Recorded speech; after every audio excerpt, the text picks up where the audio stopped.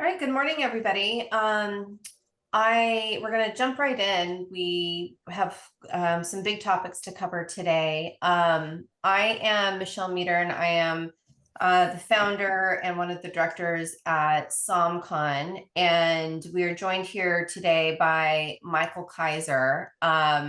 We're we're thrilled to have you with us today, Michael. I think that there's just a lot of uncertainty happening right now, given our political climate. And so we're proud to be able to bring some of these conversations to our members and our broader wine industry throughout the US.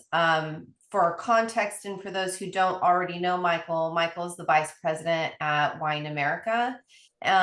He is part of the main voice of WineAmerica on Capitol Hill, taking WineAmerica's message to members of Congress and their staff. Michael's also the main point of contact between organization and the Alcohol and Tobacco Tax and Trade Bureau, so the TTB, and handles general regulatory concerns for WineAmerica members. Michael, thank you very much for being with us, and maybe we can just jump right in. Before actually I turn over to you, a couple of housekeeping things that I don't want to forget. Please stay muted because this is a meeting. If your audio goes live, it's going to disrupt our communication. So please stay muted. If you have submitted questions in advance, several of those we're going to work to get through in our conversation with Michael today. But certainly if you have questions as we go, what we are asking everyone to do is drop them into the chat. My colleague Kristen is going to monitor those. And if we have time toward the end, we'll go ahead and open the floor up for questions to Michael. But the best way for us to capture those is for you to add those into the chat for us. So Michael, let's go ahead and jump right in. Can you tell us a little bit about WineAmerica? Give everybody some context for our discussion today. Yeah, sure. So, well, thanks for having me, first of all.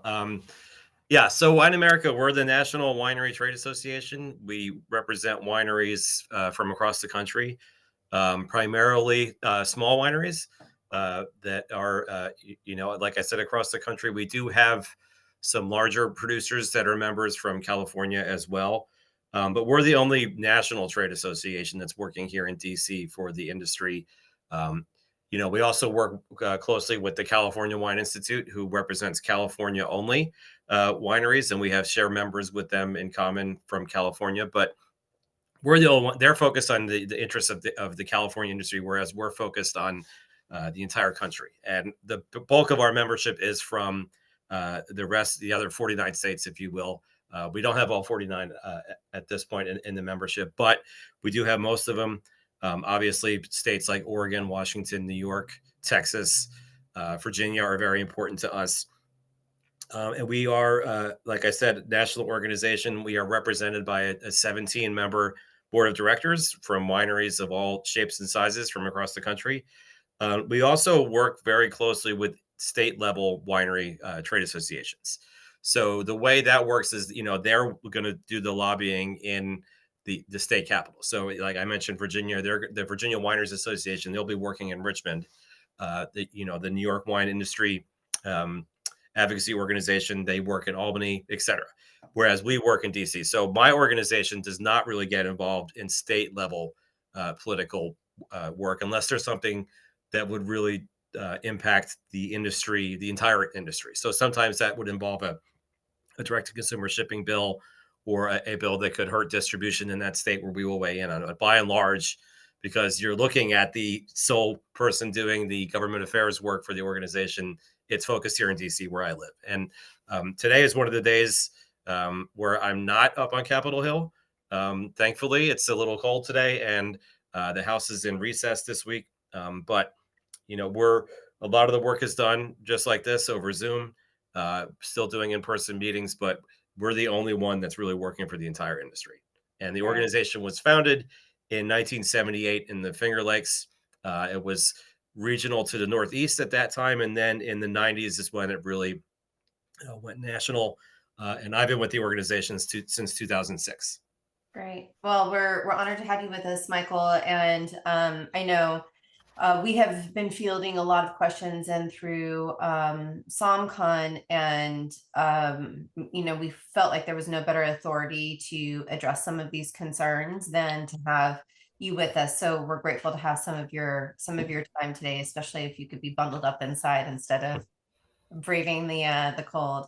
So we're going to jump right into a handful of topics that I think have been expressed concerns from members, different groups from throughout our industry. But the first that we'd like to talk about really is related to the FDA warnings on alcohol consumption. So as we all know, the FDA has been increasing its warnings about the consumption of alcohol and potential risks. How do you see this impacting the industry in terms of consumer perception and potential regulations, labeling requirements, and what are you currently doing on Capitol Hill to address the issue?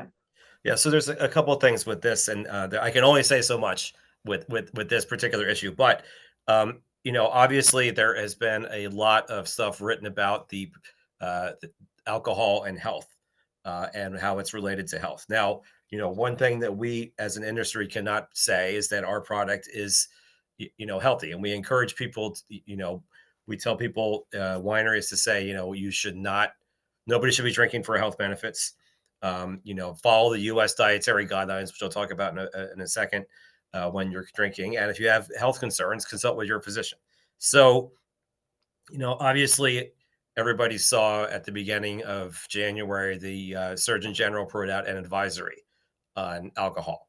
And what that advisory said was that there should be labeling that says that there's an increased cancer risk with the consumption of alcohol. Now, this was an advisory, which is very different than a Surgeon General's report. An advisory is almost like an editorial, so it's kind of his particular view about what should be done, uh, rather than a report would be something that would carry more weight, that would actually encourage, maybe a legislative or regulatory change. So the only, right now, as everybody knows, and the Alcohol and Tobacco Tax and Trade Bureau is the one that regulates us primarily when it comes to labeling the industry, is, we have to have the government warning statement on there, which has been on there for a long time now, sulfite statement, among other things. So the only way that could change is through an act of Congress, in terms of adding anything related to any kind of potential health problems if you consume alcohol. So, you know, obviously that got a lot of press coverage when the Surgeon General did that. At the same time, we are working, or what is happening is the dietary guidelines process is now happening with HHS, where FDA is part of HHS, and the U.S. Department of Agriculture. Now, what this is every 5 years is HHS and USDA work together to formulate the dietary guidelines. And what that is what the government recommends about food and dietary consumption. What the guidelines say currently is that if you're an adult male, you can safely consume 2 drinks per day, and a drink is considered 12 or a 5-ounce glass of wine, at 12% alcohol, a 12-ounce beer at 5%, and a 1.5 serving of distilled spirits at 40% alcohol. So that is what and it's not a recommendation. It's what they say you can consume if you're an adult male. And if you're an adult woman, it's 1 drink per day. And that's the way it's been for a while.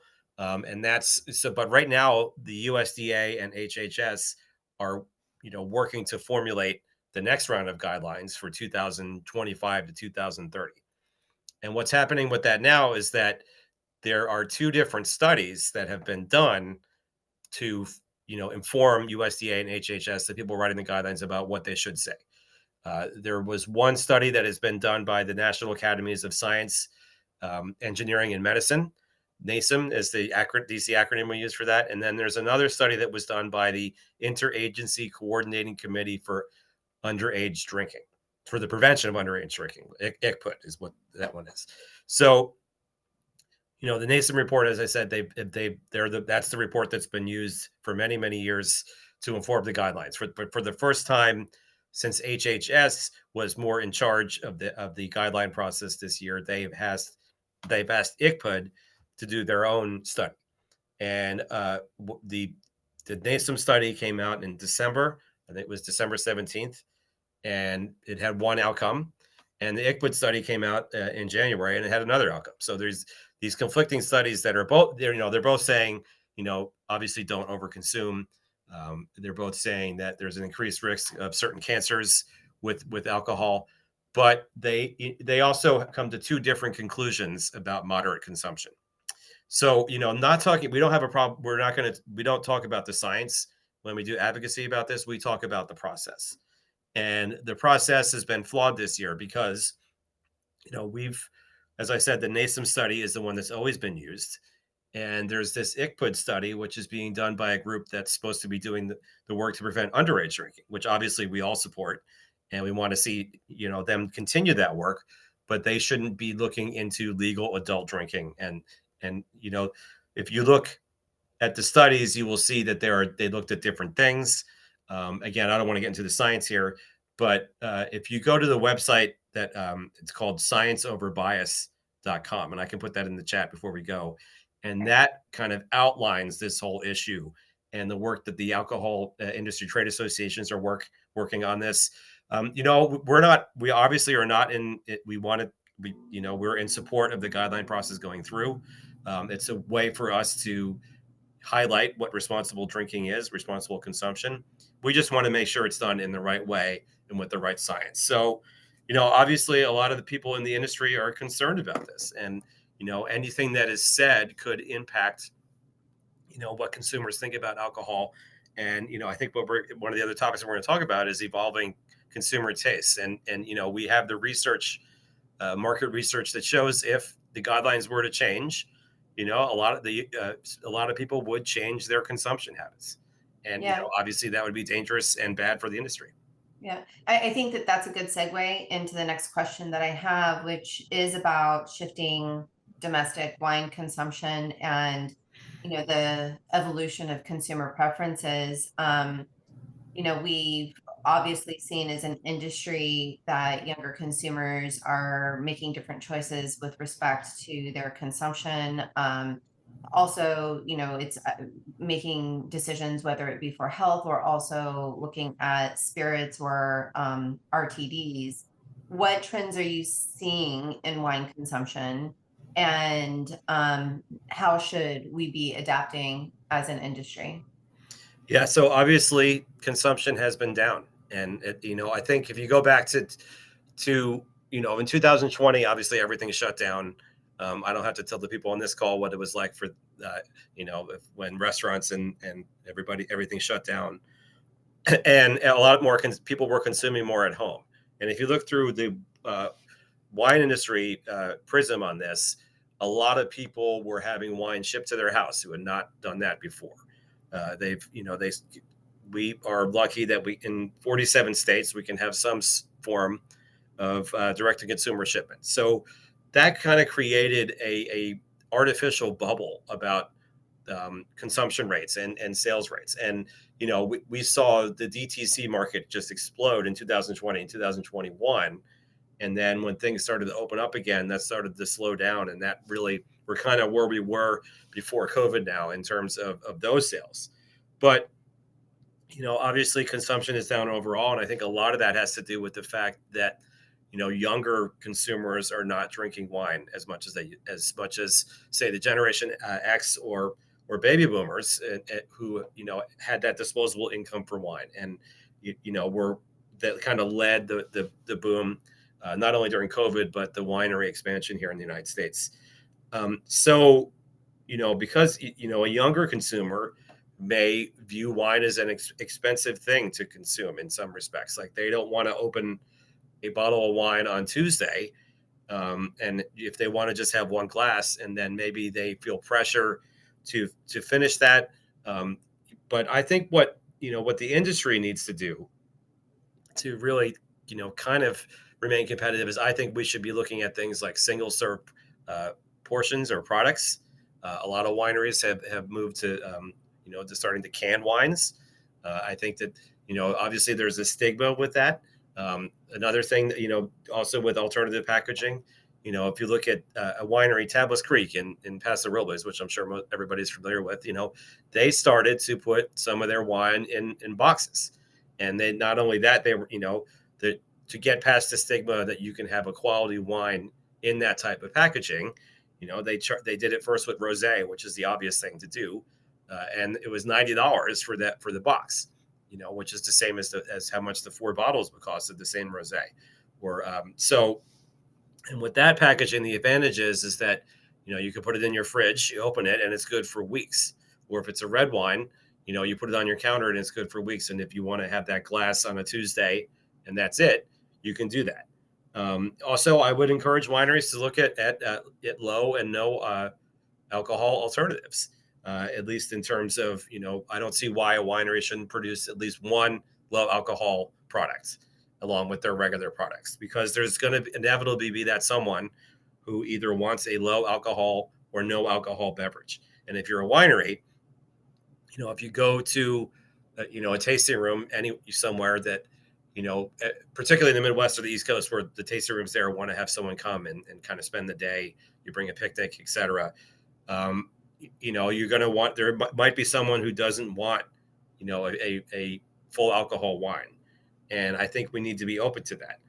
And obviously, I think the beer industry has got a head start in terms of creating low and no alcohol products, but they've started to improve. And I can't really tell because I've never actually had them. But from what I understand, is no alcohol wine has actually started to improve drastically.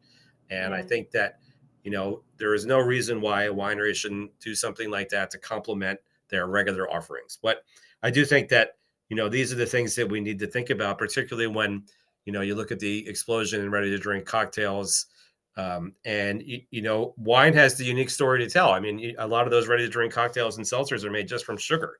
And, ours is a product that's made from grapes. And I think we should be kind of telling that story if we can. But yeah, I mean, I think it's something the industry needs to be watching. I think there is also, a lot of younger consumers view wine as being gatekept, and that, or it's something that they don't want to take the time to learn about. And I think that you know the industry needs to figure out how we change that perception as well. Yeah. We're gonna kind of get into some of the your forecasts and predictions for how you see the industry evolving over the next couple of years. But one of the questions that did come in is related to on-premise applications. So a lot of what you're talking about is alternative packaging for how a consumer would um buy the product and integrate it into how they consume at home or within their recreational environments. How do you see maybe the formats changing on premise? What do you see as being adjusted there? Yeah, I think one thing, and again, I'll use Tablas Creek as an example, is in their tasting room they've switched to kegs for wine, and I think you might see that happening more. I think whether it be at a restaurant or a bar, what have you. And I think that what we could possibly see is just kind of along what I was just talking about, is I think you might see more single serve options, and you know I think the keg option is interesting because, a lot of people, again, they see a by the glass. Obviously, they want to do that. But, if you're at a restaurant, it would maybe expand the selection of something you might only have by the bottle. Mhm. I also think that, I don't think a lot of places have used it, but that the Coravin thing is a good way to allow for more higher end wine to be served in a single serving option. But I think, and particularly with younger consumers, like I said, I do think that it is what we're seeing, this trend towards more single serve, more sustainable packaging,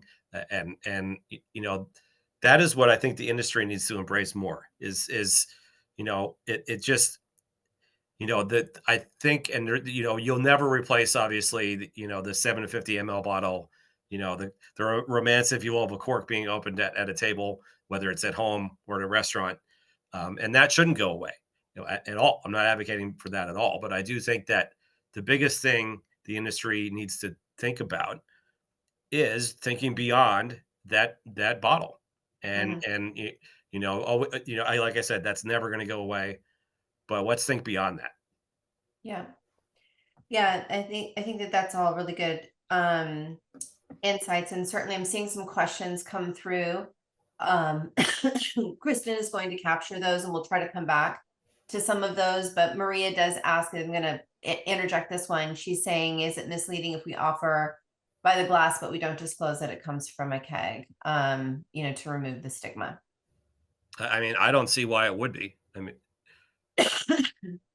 Yeah. And also, look at draft beer. I mean, I don't see there why it'd be any different than that. Yeah. Yeah.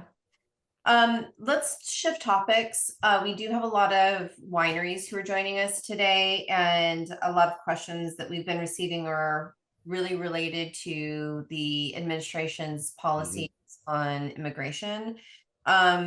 Many of our wineries rely on immigrant labor for, farming and our agriculture within our industry. um, how have the current administration's immigration policies affected workforce availability, and what do you see as some of the key challenges, and how are these conversations evolving for WineAmerica on the Hill? Yeah. So I mean, obviously, what has it been? I think it's 4 weeks ago. Yesterday is how long this administration has been around. In some respects, it feels like 4 years, but already. But we haven't seen it. Obviously, day one they wanted to come in and start these, the crackdown, if you will, on illegal labor and immigration, and you know there hasn't been a direct impact on the wine industry yet. And that's a big yet with an exclamation point on there. Because, again, this is just starting, the industry, the way a lot of, way our industry works is a lot of the labor that we do use is, concentrated around, maybe later in the summer and into the fall, whether you're getting ready for harvest or not, although there are some wineries that obviously use labor all year round like that. Um, the biggest program that wineries use is the H2A program through USDA. And what that is that's a guest worker program that allows you to bring people up, and they have to stay on your property. You have to give them a room and board and food, and they will work your property through that program. And a lot of wineries, what they will do is they will use the same, they'll use the same people. They'll get every year, and they know that they're going to bring them up at a certain time, and they're going to be here through the harvest, and then they're going to go back. And that, for the wineries that have used that, that's been a pretty decent program, but it's not exactly user friendly. It's not exactly cheap, and you have to have the wherewithal. Like I said, you got to be able to house them on your property, etc. So a lot of wineries will use that, but a lot of wineries won't use that as well, and they will use other forms of labor. And but in terms of what we've seen as an impact in the short term, is a lot of wineries have started to retain immigration lawyers. They're probably going to double and triple check with the legal status of their employees that they do use. The danger that obviously that and this is all agriculture that's really concerned about is those who are here legally getting swept up into any kind of large scale raids, and what happens with that. I mean, that is a big concern. Obviously, everybody knows it's a worst kept secret that the agriculture community may use illegal labor from time to time, whether inadvertent or not. But one of the things that we're obviously concerned about is like I said, those who are here legally getting swept up into this. And I think that's a very dangerous thing that could happen. Also, this could dissuade people from wanting to come here to do these jobs. You know, if there is a concern, even if they are here legally, that they're going to get swept up in something. So, what we've done in terms of the advocacy aspect of this is, we've gone to our allies on the Hill, the Congressional Wine Caucus. They know about this. The leaders of that, Mike Thompson from Napa and Dan Newhouse, who is the Republican from Columbia Valley in Washington, they know the importance of this of the labor. They've both been advocates for reform, particularly the H2A program. But they only carry so much weight, and I think we'll start to, in the summer, spring and summer, as we get into warmer months, we'll start to see more agriculture commodities targeted in this. They've kind of focused on, the cities at this point. But, we need people to know that this is a big part of our labor force, and the legal immigrants that are here working in the guest worker program. And if we lose that, there's this thing, we hear that they're here taking away Americans' jobs. Well, the fact of the matter is that a lot of Americans don't want to do these jobs, and they don't want to be out in 100-degree heat picking grapes or tomatoes or what have you. So this is important for the agriculture community, and if we don't have someone to pick the grapes, we can't make the wine, and if we can't make the wine, we can't sell the wine. So there's a ripple effect to all of this, but in the short term, we haven't seen really any impact on the wine industry as of yet. But like I said, that's a yet with an exclamation point on the end of it. Yeah, that kind of leads me into some questions that I have for you with respect to our with respect to our farming community, and in particular related to support around agriculture and sustainability. Um, how would you define the current administration's policy towards our farming industry? And what should vineyards be aware of under the current administration? Is it an opportunity? Is it a threat? And certainly we're going to kind of lead into some conversations, I think, around, the shifting accessibility on federal grants for Mhm. our community as well.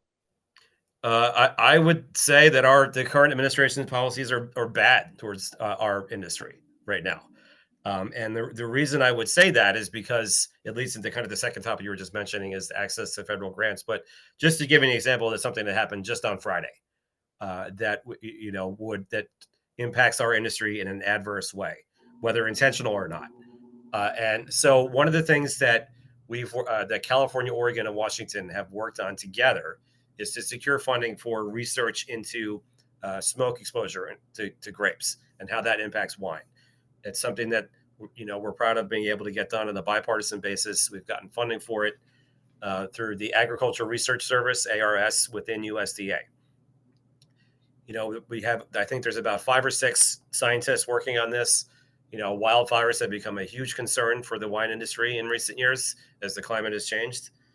And those scientists working on that were fired on Friday.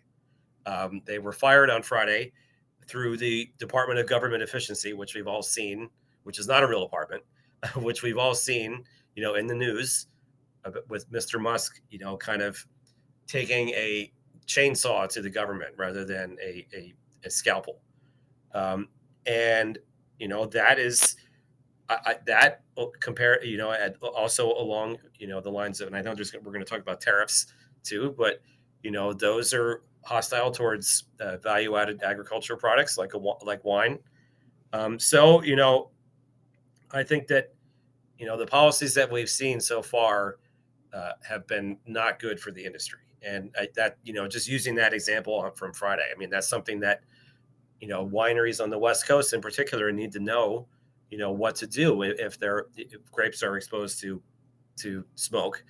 And now they won't have those researchers to do that. And so that is just an example that I would use to illustrate the fact that, this is not a friendly administration for our type of business. The other thing I would say is, we have the new USDA secretary, and she has come in, and they've made cuts to staff across the board, and a lot of times, they're just looking at a program and saying, "Oh, well, that's not necessary," and then we'll get rid of the people working on it. Whereas I think we can all agree that there, are probably better ways to trim, waste in the federal government. But the fact of the matter is that our industry relies on a lot of work that's being done at USDA, whether it be for, like I said, the smoke research or something like, pest mitigation. Spotted lanternfly is an example of something that, we need to be worried about as an industry. And, the federal government is the one that really looks into, research on these things. And if we don't have that, it's not going to be good for the industry because the states just don't have and a lot of cases just don't have the resources to do this kind of work. Yeah. And then the implications, that kind of like the trickle down implications to the Department of Education and university funding for a lot of the research that happens at the collegiate level as well. That's right. So yeah, going in, right now there's a freeze on all federal grants. Now they did through executive order. Now they did say that this, and it was put on hold. They did say that it was not, put on hold by a federal judge. They did say that it was not intended to impact individual grant recipients. So if you're a producer who applied for what's known as a value added producer grant through the USDA, you should be able to still access that. But one thing that did get caught up in this, and it was something that was done across the board. And again, a federal judge supposedly put the hold on it. They're going to try to do it again. But if, a lot of, you mentioned, Michelle, you mentioned universities, and a lot of land grant universities here in the US will get what's known as a specialty crop block grant. And what that is a grant that, so say a state winery trade association wants to build a research facility. What they will do, and they want a federal grant to help them do that. They will go to their state Department of Agriculture, and the state Department of Agriculture will apply for one of these grants. Then the state Department of Ag will get the grant and disseminate that money to the trade association to do, sometimes it's in a state will get something to a grant to, have like their own state wine month or something like that. And, these are the things that USDA has provided the industry, and not just our industry, other industries too, to promote themselves here in this country. And up until this administration, that has been something that we've been able to count on. And now we can't count on these things. And it remains to be seen, where this goes when it's the halt or the freeze on the freeze is lifted. But this was done a lot. It wasn't disseminated how it would actually work, and it froze all that money. And this is money, by the way, that Congress had appropriated to be spent on these things. And that's a larger debate for not for this conversation and not for us to have about what the administration can do if Congress has appropriated these funds. And I think that could that's going to come to a head at some point soon this year. Yeah. And there's a follow-up that came in some of the pre-questions. Someone had written in and asked your thoughts around the intersection between the ecological health of the vineyards and the current administration's ideology rejecting climate change efforts, and maybe where you saw that landing as well. You broke up for what did the first part? I'm sorry. Oh, sorry. Let me repeat. So they were asking your thoughts around the intersection between the ecological health of the vineyards Mm-hmm. and the current administration's ideology rejecting climate change efforts. Well, those two things don't match, do they? This administration and their allies in Congress do not believe that climate change is a threat. And I think a lot of people in our industry do, because they've seen it firsthand about what the impacts will be, whether it be a fire, a drought, on the East Coast, storms, hurricanes right at harvest time. So I believe that our industry has done a very good job towards being one of the more sustainable agriculture commodities out there. Wineries have looked into dry farming, they've looked into sustainable packaging. It's something that I think we as an industry should pride ourselves on, about how or we're good stewards of the land, and that just doesn't align with the priorities of this administration. And honestly, I don't know how any of our interests align with the priorities of this administration. I want to be clear that in Congress, that's not the case. There are Republicans and Democrats in Congress who are very supportive of our industry because it's, their constituents. But, we're looking at a time where, the current administration is, like I said, they're taking a chainsaw to things. Yeah. And, that will have detrimental effects. And, just to give an example, and maybe Mr. Kennedy will help with this, but there is this herbicide drift is an issue for our industry in a lot of places. That what that happens is that like a row crop farm, like soybeans, excuse me, or corn, wheat will spray an herbicide, and if the vineyard is next to them, that might blow the drift from the spray will go over and impact the grapes, and that could be very bad ecologically for the vineyard. Now, if some regulations are lifted, by this administration, there might be no recourse for a vineyard if that were to happen. So, I mean, that's just an example, but yeah, the larger point is that our industry has done a very good job being sustainable, and I don't think the industry shouldn't dictate what one administration or another does in terms of forwarding that goal. We should still try to do the best we can under the circumstances that we're given. Yeah, thank you. I think, one of the big topics that I was holding for us to discuss, because I think it's a critical one, is the subject around our tariffs, Mhm. trade and international markets. So I have kind of a two-part question for you, but the first really is with respect to pending trade war and the impact on the industry. With the challenges that the tariffs have posed on the domestic wine industry, the last time this administration um, put them into place, particularly with like European imports and then the reciprocal tariffs that happened, how is the administration's approach now affecting both imports and exports, and what are you seeing in terms of the overall net impact for our industry? Yeah. So again, the common theme has been this administration has done things, in my view, without thinking of the unintended consequences. And the biggest example that I can use right now is what happened earlier this month with Canada and Mexico. On February 1st, the president said he was going to put a 20%, 25% tariff on all products imported in the U.S. from Canada to Mexico, except Canadian energy, which was going to be a 10% energy, like gas, oil, and gas. So, the Canadian government and the Mexican government, but the Canadian government in particular, said that they were going to respond in kind. And what that response was going to be was to put a 25% tariff on all wine and alcohol, all U.S. alcohol, um, exported to Canada. It's already pretty expensive to export to Canada. So, because of geographically, it is the largest market for United States wine outside of the United States. So, I mean, billions of dollars in wine is sent to Canada every year and sold there. So, and not only were there tariffs going to be implemented, certain provinces in Canada, the major ones, were going to just, they were going to take all domestic alcohol, U.S. products off their shelves. So, not only were there going to be these huge tariffs, the stores in Canada weren't even going to sell American products.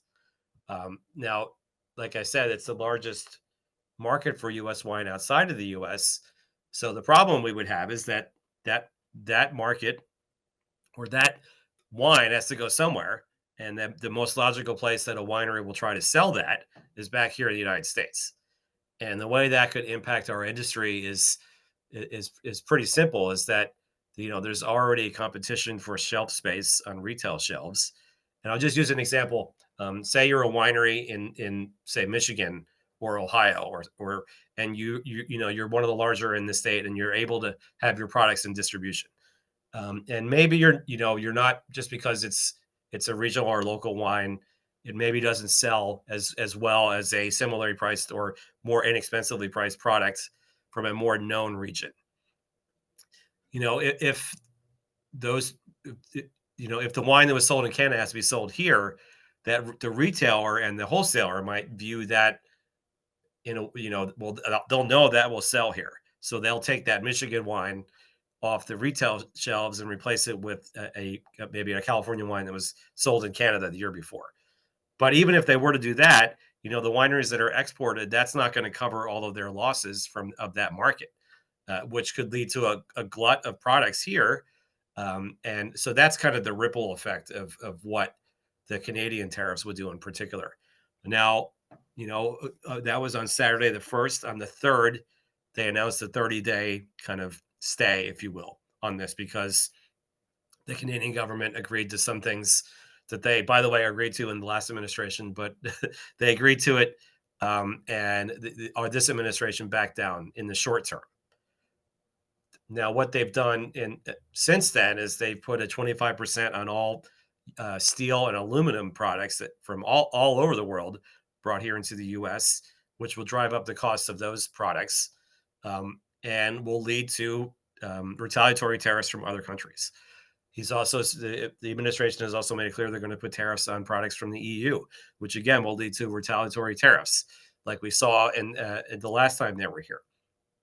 And the reason, wine being such a valuable commodity is an easy target for these countries to go after. And so, what will happen is that will, like I said, it'll prevent, it'll close these markets, if you will, for domestic producers who are exporting. The wine will have to be sold somewhere. It might not be able to be sold, which will again and that'll just drive up the cost of everything. And, if you look at, the steel tariffs, wineries use stainless steel tanks for their white wine and rosé and for a lot of wines. If those are going to cost more, that's going to impact the bottom line of the winery that needs to buy that tank. So there, I think there's a view that it might be good for domestic producers, because if they're not, if that Italian wine is too expensive, well, they'll just have a California wine instead. Well, that's not necessarily true either.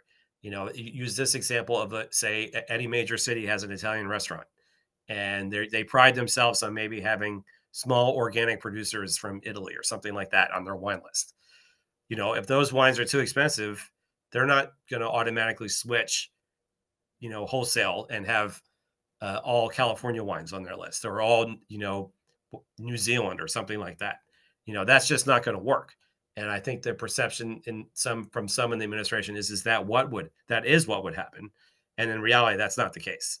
So, the ripple effect of these tariffs on the entire industry, which includes people that don't export, is, it's hard to overstate. And, what we've done from an advocacy point of view is to, just basically let this be known to the administration and to Congress. So my organization, WineAmerica, is part of a larger group of other trade associations that we named ourselves Toasts, Not Tariffs. And that is, the beer industry and the spirits industry and wine industry working together to illustrate the fact of how bad this would be for our industries, whether it be for Kentucky bourbon or, Napa Cabernet, or Willamette Pinot Noir. And that is kind of a theme that I wanted to touch on as well, is that, our industry is stronger when we work with our friends in the beer and spirits industries, at least from an advocacy point of view. And, in terms of the tariff issue and the labor issue and the labeling issues, we're all kind of in lockstep on that right now. Yeah. One of the questions, I think that we've received, but also for the individuals here, are there people want to get involved, and be part of educating either on a state level or get involved with other advocacy organizations. One of the questions that came in, though, is, I think, specific to importers and exporters, and the question on what, are there organizations, advocacy organizations specific to that segment of our industry? Yeah, there's a group called the National Association of Beverage Importers, NABI for short, and they are kind of the equivalent of WineAmerica for importers, for alcohol beverage importers. There's also another group that anybody that doesn't need to, you don't need to be a importer to do this. You can be a member of the industry, is the U.S. Wine Trade Alliance. And that was a group that formed back in the last time that this administration was in power to push back on tariffs. So those are the two organizations and groups that I would look into to really, do more on this issue. Again, National Association of Beverage Importers, they're the ones that represent the import businesses here in the U.S., and then the U.S. Wine Trade Alliance. Michael, a couple more questions for you. We've got about 15 minutes left in our discussion. Moving on from tariffs, there's no shortage of headlines for this administration, but of particular note is the administration's policies towards DE&I. Mm-hmm. And I'm wondering, because of how it's been emphasized and the, elimination of positions considered to be DE&I across multiple industries, how are these federal initiatives translating to the wine industry? I mean, I don't think we've seen any real change in those initiatives here in the industry just because of what the administration has done. Now, this one of the real world issues that could come up is that the administration may eliminate someone who is in a position that they view that somehow gets wrapped up into DEI that maybe isn't that, and that's could be like I said, an unintended consequence of these mass firings that they've done in the last 3 weeks. What if that, maybe that person has DEI as one part of their portfolio, but they're also working on a grant or work on grants that a producer might need or something like that. So that's a danger when, so much is getting wrapped up in this particular issue. But in terms of our own industries and the initiatives around that, I haven't seen any real change based on what the administration has done. There's been a lot of companies out there who have decided to either cut back or keep it. Costco is an example of a company that has kept their DEI initiatives, but other companies have not. But from the wine industry point of view, I don't think it's really changed anything. Also, I would like to highlight how the Brewers Association, which represents craft brewers, have really leaned into this, and they have someone on their staff who works on this. And obviously, I think the industry would behoove itself to be as diverse as possible. But thankfully, I don't think this has made any real changes across, in our industry based on what they've done. But again, the unintended consequence could be, what if a federal employee gets fired that maybe works on something else that we need, but they were fired because they took a training course or something like that. Right. Yeah, I think it's it's an important topic for us as an industry to keep in the forefront of the dialogue that we're having, and certainly an opportunity for our industry to lead, rather than maybe following in step with the administration's policies. So Right. it's something I know for SommCon in particular, these are conversations that we're going to continue to explore and make sure that we're hearing from individuals embedded in our industry to see how it is affecting them on more of a localized level. Right. Kind of wrapping up here, looking, I think, a little bit more broadly over the course of the next 4 years. Can you maybe make some statements on how you see the industry shifting? Is there anything that we didn't cover that you would like to maybe elaborate on a little bit? And then if there are questions, we'll have maybe about 10 minutes and we can address some of the questions that might be popping up in the chat. Yeah, I mean, I just think that, and I mentioned this earlier, I think we're going to see more wineries embrace alternative packaging and embrace low and no alcohol products. And I think that is what we need to do, regardless of what happens with any kind of dietary guidelines or labeling proposals. That is something that we need to really kind of, drill down on it and expand. I also think the industry needs to do and I would count my association with this as well. We need to talk more about the positive aspects of the wine industry. And that could be, whether it's bringing people together, over a meal, or the good stewards of the environment. I think that is something that we've really been lacking in doing. And I know my organization has tried to, to do this, we have an initiative that we've called the Magic of Wine, which kind of illustrates some of these positive aspects. But wine is a unique beverage compared to other beverage alcohol. We have that farming. I mean, obviously, all alcohol is made from agricultural product, but we are unique in the fact that our product can only be made once a year, and we're really, it's not a product that is based on a recipe or a formula, and we need to be able to kind of tell that story a little better, and I think that the industry needs to figure out how to do that.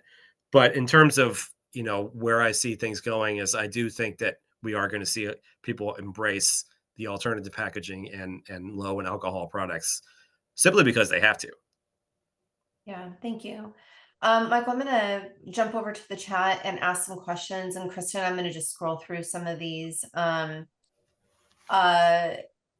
David asks, have there been mass dismissals at TTB? Not yet. And for those of you that don't know, the TTB is the Alcohol and Tobacco Tax and Trade Bureau. They're our main regulator. They collect taxes and they enforce labeling and advertising rules. Every domestic wine that is sold here in the U.S. needs to have a label approved by the federal government if you're in interstate commerce.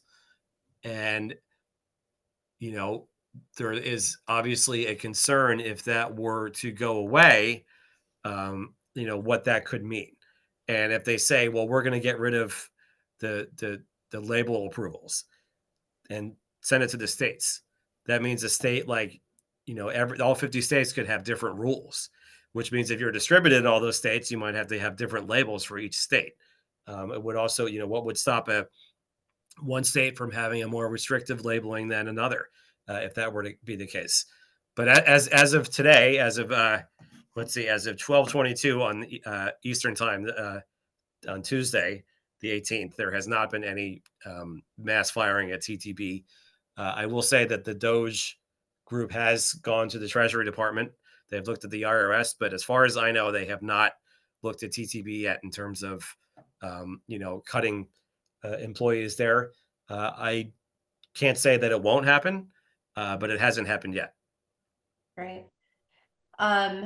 This Nakia asks, and I think that this may be kind of a follow-up to the last question as well, but what would you recommend is one of the best ways of getting involved for someone who's new or just finding their place in the wine industry if they want to be part of,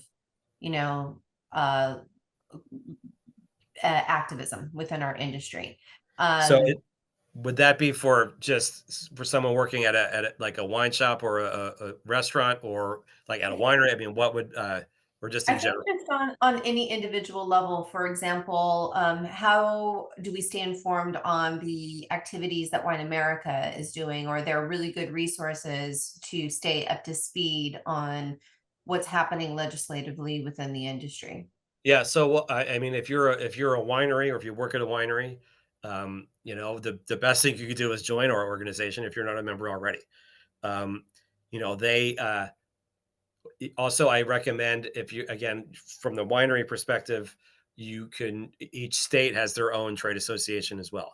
Now, from an individual, perspective, there are wine industry specific publications that maybe not everybody is aware of beyond like Wine Spectator, et cetera.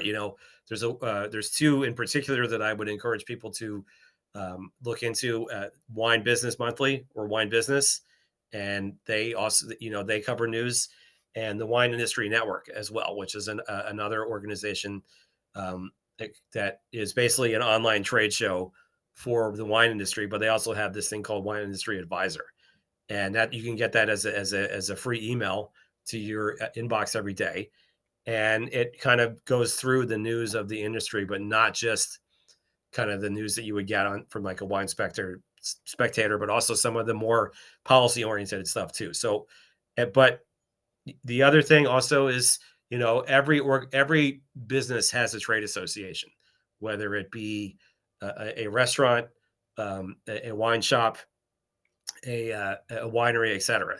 The best course of action to be involved from a policy point of view is to find the trade association that represents that particular industry and join the trade association, because we're the ones that are doing the work here in DC to make sure that is that that your interests are protected.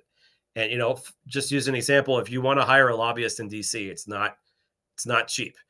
But if you're a winery and a small winery at that, you can pay $500 a year and you get me to work for you. So other trade associations work the same way. So that is the best line of defense for any industry, is to belong to their industry's trade association. Great. Thank you, Michael. I want to wrap here with just a couple of additional updates. And first, I just want to thank you so much for giving an hour of your time to update our members of our U.S. wine industry, whether you're a winemaker, a buyer, a somm, an educator. We appreciate you being here with us. Coming up, if you want to continue some of these conversations in person with your peers, SommCon DC will be held June 2nd and 3rd. Registration is currently open for that. We do have limited capacity for our buyer community in that event, but June 2nd and 3rd registration is now open. So Michael, hopefully we'll see you while we're in town. SommCon San Diego will be held September 7th through 9th, and we currently have an open call for presentations. So for our community that's interested in presenting topics for us to consider as part of our masterclass in education, please feel free to submit. We are looking for diverse voices and lots of different topics to be bringing to our community. We also have our virtual summit now live, which is open. Currently, it's a recording of a lot of the larger topics that we covered in SommCon in San Diego back in October of 2024. So that virtual summit is live and available. If you did attend SommCon, it is free for you. If not, there's a low admission fee for industry to jump in and be part of some of that learning. But I want to thank everyone for being here. This recording will be posted to our website. We'll send out a notification. Please share it with the community. Michael gave some really great insights and information. Michael, we look forward to having you back for updates in a couple months, if that's possible. Thank you. Okay, thanks everyone. Have a great day.